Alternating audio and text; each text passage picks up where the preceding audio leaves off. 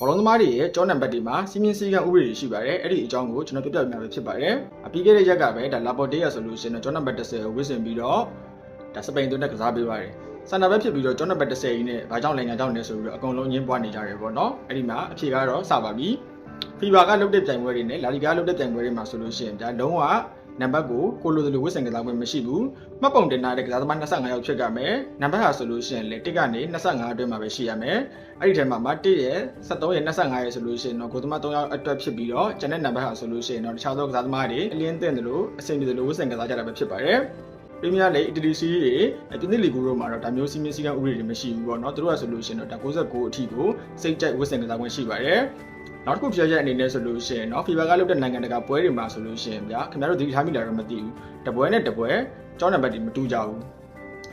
ဒီနေရာမှာချွန်ချက်အနေနဲ့ပြောရမယ်ဆိုလို့ရှိရင်တော့အရန်ပုံရိပ်မြင့်တဲ့ကစားသမားတွေဆိုလို့ရှိရင်တော့ဒါသူတို့ရဲ့ကိုယ်ပိုင်နံပါတ်အဖြစ်သူတို့ကသူထားရှိကြတယ်ပေါ့နော်ဥပမာအနေနဲ့ပြောမယ်ဆိုလို့ရှိရင်တော့မက်ဆီမကစားနိုင်တဲ့အချိန်မှာသူရဲ့နံပါတ်ကိုအဂွေရိုလည်းဝစ်မယ်ဒိုင်မာလာလည်းဝစ်မယ်ဟီဂူဝင်လည်းဝစ်မယ်တခါတလေကျရင်ဒီမာရီယာလည်းဝစ်တယ်ပေါ့နော်ဒီလိုပါပဲဒါကြောင့်အမရစ်လာပေါ်10ဝစ်တယ်ဆိုတာဘာမှတော့မထူးဆန်းဘူးဗျာဒီတရားစီလုံးဝစ်ရှင်လည်းဝစ်မယ်နောက်ရစီကျမှသူပြောင်းညင်လည်းပြောင်းမယ်ပေါ့နော်သူငကိုမူလောက်ဝစ်ခဲ့တဲ့14တို့24တို့လည်းဒါသူပြန်ဖြစ်ရှင်ဖြစ်သွားနိုင်တယ်ပေါ့နော်အဖြေကတော့ရှင်းလောက်ပြီလို့ထင်ပါတယ်အားလုံးပဲခင်ဗျားတို့ရဲ့အမြင်ကိုလည်းအောက်မှာဝင်ဆွေးနွေးခဲ့ဖို့ဖိတ်ခေါ်လိုက်ပါတယ်